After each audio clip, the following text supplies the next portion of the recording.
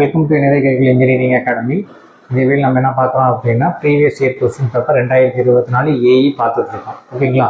அதில் 122வது கேள்வி. 122வது கேள்வி என்ன அப்படின்னா, using Routh criteria the number of root in right half of s plane for the characteristic equation. ஒரு ஈக்குவேஷன் கொடுத்துட்டாங்க. ஈக்குவேஷன் கொடுத்துட்டு Routh array criteria find out பண்ணிட்டு அதில் என்ன சொல்கிறாங்க, right half of the s plane எத்தனை ரூட் இருக்குன்னு கேட்குறாங்க. அதுதான் கேட்குறாங்க, number of root in right half of the s plane என்னன்னு கேட்குறாங்க. சால்வ் பண்ணிடுவோமா? ஸோ ஒரு ஈக்குவேஷன் கொடுத்துட்டாங்க.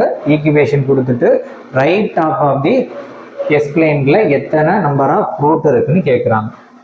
ஓகேங்களா? இதுதான் சம்மு. சால்வ் பண்ணிடுவோமா?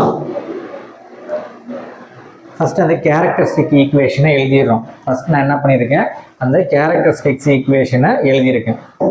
இதுதான் கேரக்டரிஸ்டிக்ஸ் ஈக்குவேஷன். கிவன் சம்மில் இருந்து எடுத்து எழுதியிருக்கேன். அடுத்து என்ன பண்ணுறேன் அப்படின்னா, இதோட கோஎஃபிஷியண்ட்டை எடுத்து எழுதியிருக்கோம். இங்கே பாருங்கள், இதுக்கு 1, A2 என்ன வரும் 50, A1 அப்படின்றது வந்து 5, A0 அப்படின்றது 25 எடுத்து எழுதிட்டோமா? கோஎஃபிஷியண்ட்டை எடுத்து எழுதிட்டோம். ஃபஸ்ட்டு கேரக்டரிஸ்டிக் ஈக்குவேஷன் எழுதிட்டேன். அதில் இருந்து நான் என்ன பண்ணிருக்கேன் அப்படின்னா, கோஎஃபிஷியண்ட்டை ஐடென்டிஃபை பண்ணி எழுதி வச்சாச்சு. நெக்ஸ்ட் என்ன பண்ணணும் அப்படின்னா, ரவுட் அரே டேபிள் ஃபார்ம் பண்ண வேண்டியதுதான். ஓகேங்களா? So A1, A2, A3, A0ஓட value இந்த இடத்துல இருக்குது. நான் என்னென்ன பண்ணணும், X3, S2, S1, S0 எப்படி ஃபைண்ட் அவுட் பண்ண போகிறேன் அப்படின்றத பாருங்கள். ஃபர்ஸ்ட் நான் என்ன பண்ண போகிறேன், S3க்கு ஃபைண்ட் அவுட் பண்ண போகிறேன். S3க்கு ஃபைண்ட் அவுட் பண்ணணும் அப்படின்னா, இந்த இடத்துல இருக்கிற இந்த 2 டேர்ம் இங்கே எழுதியிருக்கேன். எழுதுறது தான் முக்கியம், கரெக்டாக எழுதணும். S2 எழுதும்போது நான் என்ன பண்ணியிருக்கேன், இந்த 2 டேர்மையும் எடுத்து எழுதியிருக்கேன். இப்போ இது முடிஞ்சிருச்சு, இது முடிஞ்சிருச்சு. ஓகேங்களா? S3, S2, S1, S0 இது எல்லாமே நான் என்ன பண்ணணும் அப்படின்னா ஃபைண்ட் அவுட் பண்ணணும். இப்போ இந்த டேர்ம் முடிஞ்சிருச்சு, இந்த டேர்ம் முடிஞ்சிருச்சு. அடுத்தது S1 கண்டுபிடிக்கணும். நெக்ஸ்ட் நான் என்ன பண்ணணும், X1 கண்டுபிடிக்கணும். இது எப்படி எழுதணும் அப்படின்னா, இங்கே பாருங்களேன், இந்த கிராஸ் 50 × 5 மைனஸ் 25 × 1 இந்த டேர்ம் வந்துருச்சா, டிவைடட் பை இந்த இடத்துல நான் என்ன போடுறேனோ அதை இங்கே போடுறேன். புதுசாக கற்றுக்குறவங்க கொஞ்சம் தெளிவாக பாருங்கள். ஓகேங்களா? ரவுட் கிரிட்டீரியன் டேபிள் இந்த மாதிரி அழகாக பண்ணிடலாம். ஈஸி தான், அடிக்கடி வரும். ஓகே, எல்லா கொஸ்டின் பேப்பர்லையும் இது ரிலேட்டடான சம் வரும். புரியுதுங்களா? ஃபைண்ட் அவுட் பண்ணிட்டோமா? இப்போ இதை என்ன பண்ணணும், சால்வ் பண்ண வேண்டியது தான். ஸோ இப்போ சால்வ் பண்ணும்போது எனக்கு எவ்வளோ வரும், இந்த டேர்ம் பார்க்கும்போது 4.5 மட்டும் தான் வருது. அதுக்கப்புறம் என்ன பண்ணிக்க, ஒரு 0 போட்டுக்கோங்க. அதுக்கப்புறம் இல்லை அப்படின்னால 0 நான் என்ன பண்ணிட்டேன், போட்டுக்கிட்டேன். நெக்ஸ்ட் என்ன பண்ண போகிறேன் அப்படின்னா, X0 கண்டுபிடிக்க போகிறேன். X0 கண்டுபிடிக்க போகிறேன். இந்த X0 கண்டுபிடிக்க நான் என்ன பண்ணுறேன் அப்படின்னா, ஃபஸ்ட்டு இது ரெண்டையும் கண்டுபிடிச்சி வச்சு இதை கண்டுபிடிக்கிறேன். இப்போ என்ன பண்ண போகிறேன், இந்த 2 50, 25, 4.5, 0 இந்த 2 டேர்மையும் வச்சு நான் என்ன பண்ண போகிறேன் அப்படின்னா S0 கண்டுபிடிக்க போகிறேன். ஓகேங்களா? ஒவ்வொரு சம்முக்கு தகுந்த மாதிரி அதோட கோஎஃபிஷியன்ட் மாறும். இப்போ நம்ம கொடுத்த இந்த சம்மில் இந்த மாதிரி இருக்கிறதால நம்ம இந்த மாதிரி போடுறோம். புரியுதுங்களா? இப்போ என்ன பண்ணணும், வழக்கம் போல் இது 2ஐயும் மல்டிப்ளை பண்ணணும், மைனஸ் இது 2ஐயும் மல்டிப்ளை பண்ணணும், டிவைட் பை என்ன பண்ணணும்னு சொல்லியிருக்கேன், இந்த இடத்துல என்ன இருக்கோ அந்த டேர்மை இங்கே போடணும். போட்டிருக்கேண்ணா? ஆன்சர் என்ன வரும், 25. ஆன்சர் என்ன வரும், இதுவும் கேன்சல் ஆகிடும். அதனால் 25 அப்படின்னு இந்த இடத்துல வரும். இதுவரையும் உங்களுக்கு புரியுதா? ஓகேங்களா? இதுவரையும் உங்களுக்கு புரியுதா? நெக்ஸ்ட் என்ன பண்ண போகிறேன், அந்த ரவுட் அரேயை நான் என்ன பண்ண போகிறேன், வரிசையாக ஆர்டராக எழுத போகிறேன். ஓகேங்களா? எழுதுறதை எப்படி எழுதுறேன்னு பார்த்துக்கோங்க. சம் அவ்வளோதான், இதுலேயே ஈஸியாக கண்டுபிடிச்சிடலாம். தெரிஞ்சவங்களுக்கு ஈஸியாக முடிஞ்சிருக்கும், என்ன ஆன்சர் சொல்லியிருப்பாங்க. இல்லைன்னா கவனிச்சுவோங்க. So X3, X2, X1, X0 ஓகேங்களா?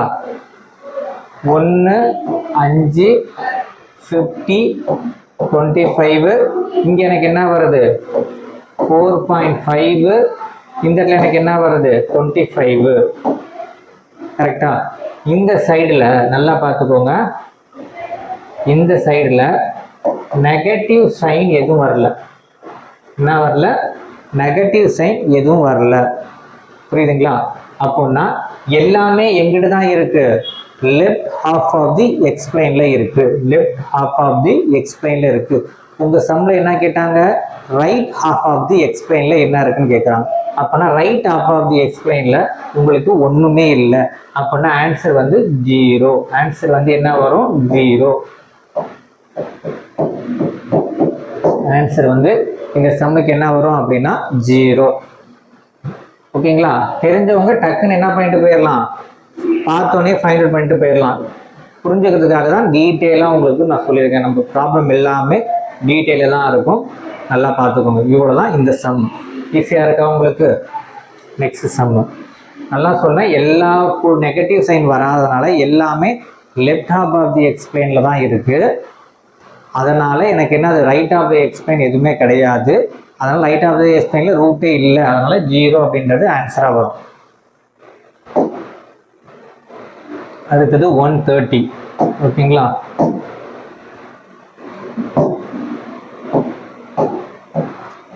இதெல்லாம் காப்பி பண்ணி வச்சுக்கோங்க, யூஸ்ஃபுல்லாக இருக்கும் ஃபர்தராக வர எக்ஸாமுக்கு.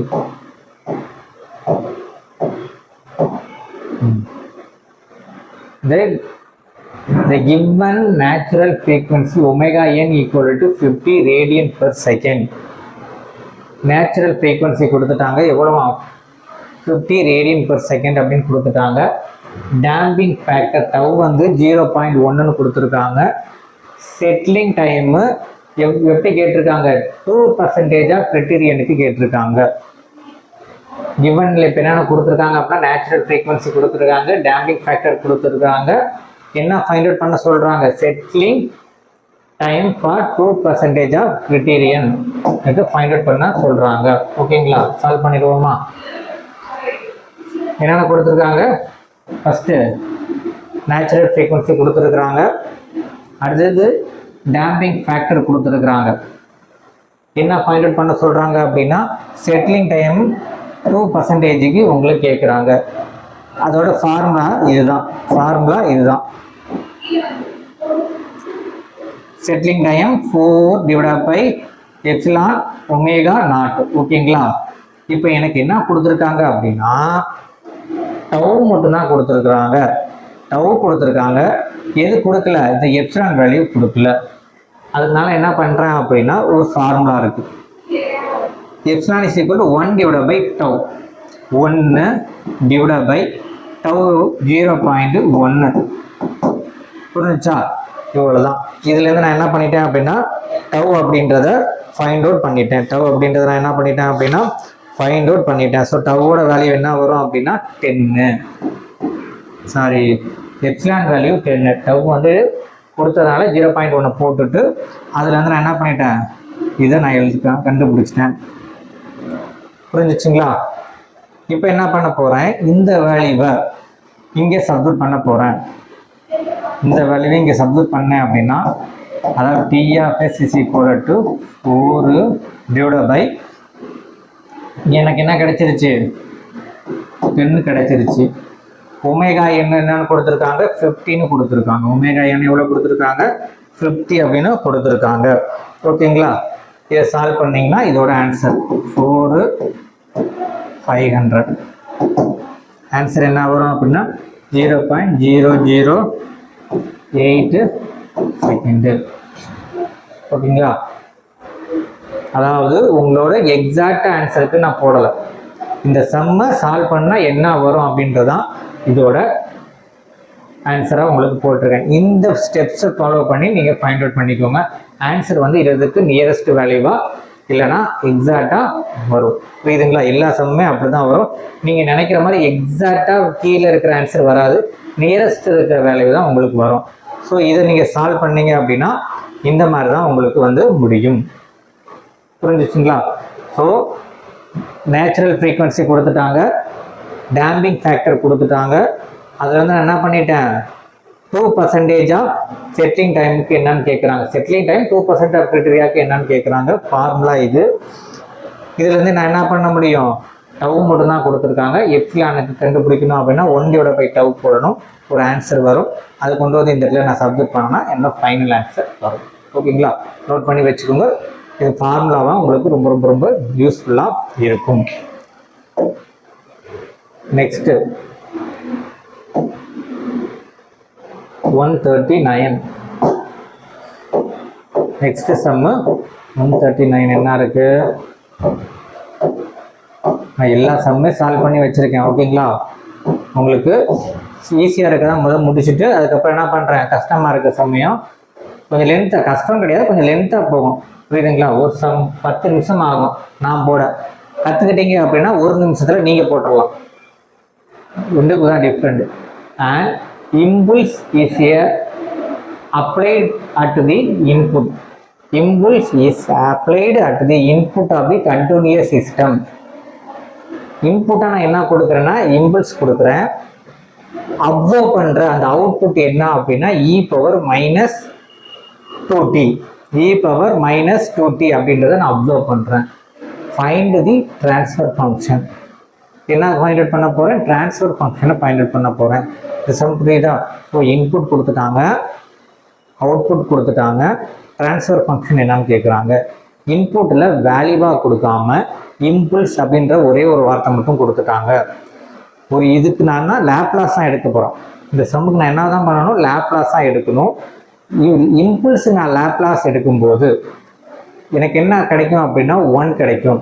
இம்பல்ஸுக்கு லேப்லாஸ் எடுக்கும்போது எனக்கு 1 கிடைக்கும். அப்படின்னா இன்புட்டில் எனக்கு 1ன்னு அர்த்தம். அவுட்புட் சைடில் இந்த டேர்ம் e⁻²t இதுக்கு லேப்லாஸ் எடுக்கும்போது 1/s+2 இந்த மாதிரி வரும். புரியுதுங்களா, அதான் இப்போ உங்களுக்கு சால்வ் பண்ண போகிறேன். ஸோ y(x)ம் கண்டுபிடிச்சிருவோம், x(x)ம் கண்டுபிடிச்சிருவோம். அதில் இருந்து transfer function h(x) find out பண்ண போகிறோம். ஓகேங்களா, இந்த மெத்தட் தான் இப்போ நான் ஃபாலோ பண்ணி உங்களுக்கு சொல்ல தர போகிறேன். இதுதான் அது. ஓகேங்களா, ஃபர்ஸ்ட் என்ன பண்ணியிருக்காங்க, இன்புட்டில் என்னன்னு சொல்லிட்டாங்க, இம்பல்ஸ்ன்னு சொல்லிட்டாங்க. இம்பல்ஸ்னா அதை இந்த மாதிரி என்ன பண்ணுவோம், இந்த மாதிரி மென்ஷன் பண்ணுவோம், del(t). ஸோ லேப்லாஸ் நான் எடுத்தேன் அப்படின்னா எனக்கு 1 அப்படின்னு கிடைக்கும். அப்புறம் அவுட்புட் என்ன கொடுத்துருந்தாங்க, e⁻²t கொடுத்துருந்தாங்க. e⁻²tக்கு லேப்லாஸ் எடுத்தேன்னா 1/s+2 அப்படின்னு கிடைக்கும். ஓகேங்களா, என்ன கேள்வி கேட்டிருக்காங்க, ட்ரான்ஸ்ஃபர் ஃபங்க்ஷன் கேட்டிருக்காங்க. இதுதான் transfer function. So transfer function அப்படின்னா y(h)(x)(x). ஓகேங்களா, இது வந்து அவுட்புட்டு, இது வந்து இன்புட்டு. ஓகேங்களா, அவ்வளோதான். ஸோ y(s) அப்படின்றது உங்களுக்கு என்ன வரும், 1/s+1 s+2 அப்படின்னு வரும். டிவைடட் பை இன்புட் என்னது 1. அப்படின்னா ஆன்சர் என்ன தான் வரும், 1/s+2. இதுதான் இதோட ஆன்சர். 1/s+2 அப்படின்னா இதோட ஆன்சரு. ஓகேங்களா, ஸோ ரொம்ப சிம்பிள். நீங்கள் ஞாபகம் இந்த இடம் தான் மிஸ்டேக் பண்ணிடுவாங்க. ஏன்னா இம்பல்ஸ்ன்னு கொடுத்துட்டாங்க. இப்போ வேல்யூ வந்து 1 இந்த மாதிரி ஒரு டேர்மை கொடுத்தீங்கன்னா நீங்கள் என்ன பண்ணிக்கலாம், அழகாக லேப்லாஸ் எடுத்துகிட்டு போயிடலாம்.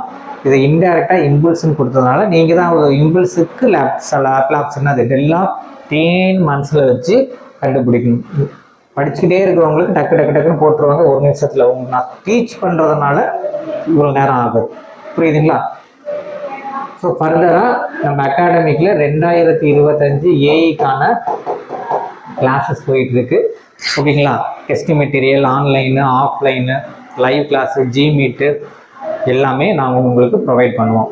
ஜாயின் பண்ணோம்னா 7708197281 கால் பண்ணி ஏஇக்கான கிளாஸஸில் நீங்கள் ஜாயின் பண்ணிக்கலாம். ஓகேங்களா, டெஸ்ட் பேட்ச்லேருந்து எல்லாத்துக்குமான ஷெட்யூலும் நம்மளோட யூடியூப் சேனலில் அவைலபிளாக இருக்குது. அதுலேயும் பார்த்துட்டு ஜாயின் பண்ணிக்கலாம். ஸோ டிஸ்கிரிப்ஷன்லேயே நம்பர் கொடுத்துருக்கோம், பார்த்து நீங்கள் ஜாயின் பண்ணிக்கலாம். நெக்ஸ்ட் வீடியோவில் இதோட கண்டினியூஷனில் இருக்க சம்மை நான் உங்களுக்கு சால்வ் பண்ணி காமிக்கிறேன். தேங்க்யூ.